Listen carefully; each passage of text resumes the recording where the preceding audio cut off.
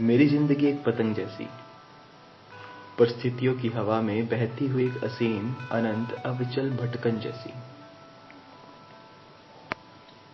और तेरा प्यार एक डोर जैसा, मेरे भटकाव को दिशा देता हुआ एक नर्म निर्भय निश्चल नियंत्रण।